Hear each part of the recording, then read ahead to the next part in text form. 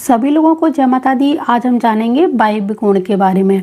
इससे पहले मैं आपको ईशान कोण, अग्नि कोण, नैऋत्य कोण के बारे में पहले ही बता चुकी हूँ। अभी वायव्य कोण हमारे रह गया है और इसके बारे में जो भी जानकारी दूंगी अच्छे से नोट करके रखिएगा। कई लोग ऐसे हैं जो वीडियो पूरा नहीं देखते हैं और उसके बाद उसी वीडियो से रिलेटेड क्वेश्चन करना शुरू कर देते हैं। तो आप पूरा वीडियो देखिए। इन वीडियो में जो परेशानी या वास्तु दोष बताए जाएंगे उन दोषों के उपाय जरूर बताए जाते हैं, इसीलिए पूरा वीडियो आपको अंत तक देखना होगा। हो सकता है आपके लिए बहुत ही ज़्यादा महत्वपूर्ण जानकारी साबित हो और आपके दोस्तों और रिश्तेदारों में अगर कोई प्रॉब्लम चल रही है तो आप इस वीडियो को शेयर करके उनकी भी परेशानी दूर कर सकते हैं। तो चलिए, यह है हमारी वायव्य कोण की दिशा, जो पश्चिम दिशा और उत्तर दिशा यानी पश्चिम और उत्तर के बीच ये वाला हमारा सेंटर एरिया है, यहाँ पर पाई जाती है। जब पश्चिम की दिशा उत्तर की दिशा से मिलती है तो एक कोण बनाती है और इसी कोण को बोलते हैं नॉर्थ वेस्ट यानी वायव्य कोण। तो ये जो दिशा है इसकी डिग्री कितनी होगी? 292 से लेकर 337।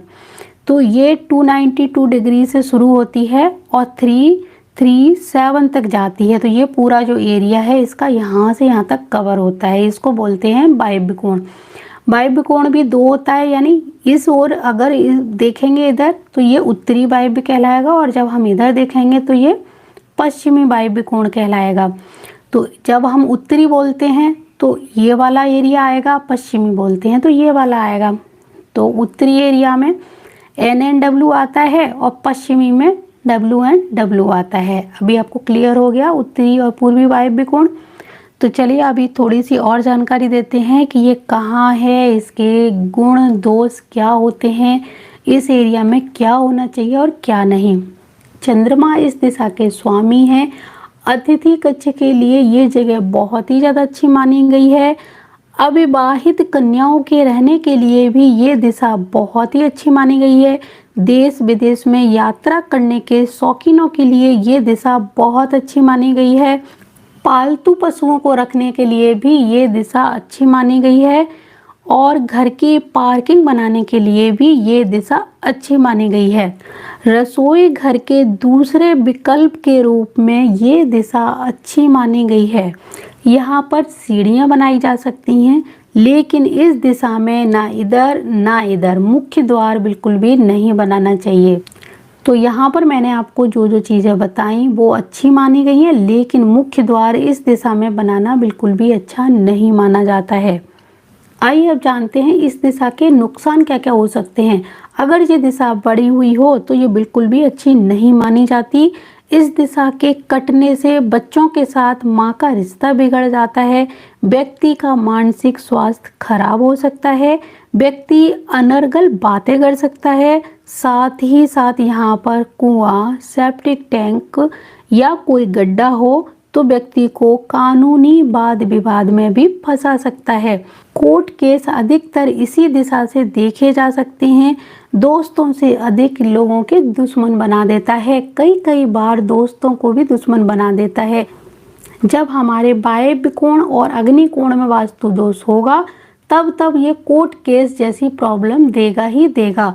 अगर आपके घर में भी कोर्ट केस चल रहा है तो आप अपने घर के वायव्य कोण और साथ ही साथ अग्नि कोण को जरूर देखिए, क्योंकि वायव्य कोण में ज़्यादातर सेप्टिक टैंक, यहाँ पर बोरवेल या कोई जमीन के अंदर कोई गड्ढा बन जाता है तो कोर्ट केस जैसी प्रॉब्लम बहुत बार सामान्य रूप में देखी जा सकती हैं। कई जगहों पर जब यहाँ का वास्तु दोष बड़े रूप में होता है तो बहुत बड़े बड़े कोर्ट केस देखने को मिल सकते हैं, और जब ये वास्तु दोष छोटा हो तो छोटे मोटे अगर झगड़े झंझट के जो केस हैं वो देखने को मिल सकते हैं। तो चलिए अब जानते हैं इस दिशा के उपाय। अगर यहाँ पर सेप्टिक टैंक या कोई गड्ढा बना हुआ है तो उसको भर दीजिए, खाली कर दीजिए तो बहुत ही अच्छा रहेगा।